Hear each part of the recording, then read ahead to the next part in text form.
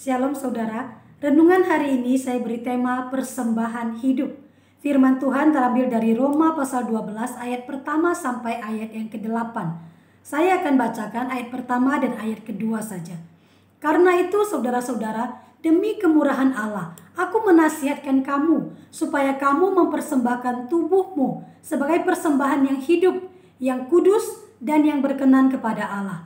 Itu adalah ibadahmu yang sejati. Janganlah kamu menjadi serupa dengan dunia ini, tetapi berubahlah oleh pembaharuan budimu, sehingga kamu dapat membedakan manakah kehendak Allah, apa yang baik, yang berkenan kepada Allah, dan yang sempurna. Saudara, hidup dan mati, mana lebih berat? Mati lebih berat. Mati itu terpisah dari orang-orang yang kita kasihi. Mati misalnya karena sakit penyakit atau karena kecelakaan. Itu adalah kematian yang sudah melewati satu masa penderitaan sampai akhirnya berakhir dengan kematian. Ada juga orang-orang yang mati bagi Kristus, para martir yang sampai mati pun mereka tidak menyangkal imannya. Dan ada para misionaris yang berjuang memberitakan Injil sukacita kepada orang-orang yang belum pernah mendengarnya. Mereka ini sampai mati pun mereka rela. Mereka ini mengalami penderitaan yang membawa sampai kepada kematian.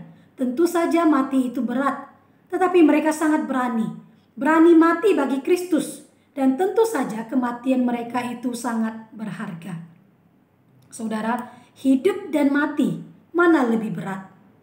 Di sisi tertentu kita melihat bahwa hidup itu lebih berat. Mati tidak selalu lebih berat daripada hidup.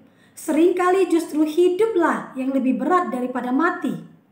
Kenyataannya ada orang-orang yang berani mati, sampai bunuh diri misalnya, tetapi mereka itu tidak berani hidup. Mengapa? Karena hidup itu memang berat. Ada masalah-masalah yang harus dihadapi. Mati itu hanya satu peristiwa singkat saja. Tetapi untuk hidup orang harus berjuang dan terus berjuang dan tidak tahu sampai kapan. Karena mereka tidak tahu hidupnya itu akan berakhir kapan. Dan juga tidak tahu ada masalah-masalah apa lagi yang akan terjadi di masa-masa mendatang. Dalam sisi tertentu hidup itu memang lebih berat. Namun sekalipun demikian, Rasul Paulus dalam firman Tuhan yang kita baca hari ini menasihatkan kita supaya mempersembahkan tubuh kita ini sebagai persembahan yang hidup, bukan persembahan yang mati. Roma 12 ayat 1 dimulai dengan kata karena itu. Karena itu persembahkanlah tubuhmu sebagai persembahan yang hidup. Karena itu karena apa? Karena apa maka kita harus mempersembahkan tubuh kita sebagai persembahan yang hidup? Karena apa yang sudah dipaparkan dalam periokop sebelumnya, yaitu kemurahan Tuhan yang sudah menyelamatkan baik orang Israel maupun orang-orang bukan Israel, termasuk kita pada hari ini. Oleh karena kemurahan Tuhan yang demikian terhadap semua bangsa itu dari yang telah kita alami, maka sekarang persembahkanlah hidup kita sebagai persembahan yang hidup. Persembahkan tubuh kita sebagai persembahan yang hidup. Persembahan hidup itu tidak bisa sembarangan. Memberikan persembahan kepada Tuhan itu harus yang pilihan, harus yang terbaik yang kita persembahkan kepada Tuhan. Dalam perjanjian lama, orang-orang yang membawa persembahan kepada Tuhan itu mereka persembahkan yang terbaik, yang kudus, yang dikhususkan untuk Tuhan, yang tidak ada cacatnya, dan yang berkenan kepada Tuhan, artinya yang sesuai dengan kehendaknya Tuhan. Misalnya kalau Tuhan memberi aturan persembahannya itu harus berupa kambing atau berupa sapi jantan dan sebagainya, maka mereka harus memberi sesuai yang Tuhan mau, yang berkenan kepada Tuhan. Saudara, selanjutnya firman Tuhan mengatakan bahwa ibadah kita yang sejati, persembahan tubuh kita sebagai persembahan yang hidup, itu adalah ibadah kita yang sejati, yang sungguh-sungguh. Ternyata saudara, datang ke gereja setiap minggu itu tidak menjamin bahwa ibadah kita itu sudah ibadah yang sejati. Ibadah yang sejati itu terlihat dari keseluruhan hidup kita. Bagaimana sehari-hari kita bersikap terhadap keluarga, terhadap teman dan orang-orang lain. Bagaimana setiap hari kita setia terhadap pasangan kita, kita mengasihi keluarga kita. Bagaimana di dalam kita menjalankan bisnis kita. Bagaimana kita bertanggung jawab dalam pekerjaan kita, dan bagaimana kita bertahan dalam masa-masa kesulitan ekonomi kita. Kita tidak mencari cara-cara yang tidak benar. keseluruhan hidup kita yang kudus dan menyenangkan Tuhan seperti ini, itulah yang kita persembahkan kepada Tuhan sebagai respon atas kemurahan Tuhan yang sudah kita terima. Saudara, bagaimana kita mempersembahkan hidup yang demikian? Bagaimana kita bisa mempersembahkan hidup yang demikian? Dimulai dari pembaharuan pikiran kita. Roma pasal 12 ayat 2 mengatakan, janganlah kamu menjadi serupa dengan dunia ini, tetapi berubahlah oleh pembaharuan budimu, sehingga kamu bisa bedakan mana kehendak Allah yang baik, berkenan kepada Allah, dan yang sempurna. Orang yang sudah di dalam Kristus adalah ciptaan baru.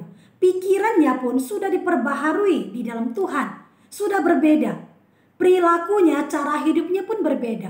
Dan perilaku cara hidup yang berbeda ini itu dimulai dari pikiran yang berbeda yang sudah diperbaharui oleh Tuhan. Yang tidak lagi sama dengan pola pikir dari dunia ini. Saudara yang dikasihi Tuhan, sudahkah pola pikir saudara dibaharui di dalam Tuhan sehingga berbeda dengan pola pikir dunia? Pola pikir dunia misalnya memandang rendah orang yang tidak punya. Sebaliknya menyanjung tinggi orang kaya dan orang berkedudukan. Pola pikir yang dari Tuhan itu tidak demikian. Pola pikir yang dari Tuhan memandang semua manusia adalah sama berharga di hadapan Tuhan. Mereka harus dihormati dan dikasihi. Pola pikir dunia masa kini khususnya ya, itu memandang uang adalah segalanya. Pola pikir yang dari Tuhan bagaimana? Tahu bahwa uang itu penting, tetapi lebih percaya lagi, lebih tahu lagi bahwa Tuhanlah itu yang jauh lebih penting. Tuhan itu yang segala-galanya. Pola pikir dunia ini, kawin cerai itu biasa. Pola pikir dari Tuhan, suami istri adalah satu untuk seumur hidup. Mari kita mengevaluasi pola pikir kita, cara kita berpikir setiap hari. Apakah semakin hari pola pikir kita itu semakin mirip dengan pola pikirnya dunia, ataukah tetap sesuai dengan pola pikir yang dari Tuhan?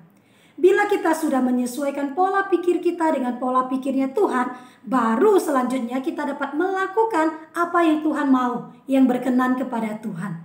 Saudara yang dikasihi Tuhan, Tuhan ingin kita yang sudah menerima kemurahannya ini mempersembahkan hidup kita kepadanya, yaitu suatu hidup yang kudus, yang menyenangkan hati Tuhan. Mari kita jaga selalu hidup kita. Kita jaga agar setiap hari hati kita selalu bersyukur kepada Tuhan. Setiap hari pikiran kita terus diperbaharui di dalam Tuhan, sehingga tidak sama dengan pikiran atau pola pikir dunia ini.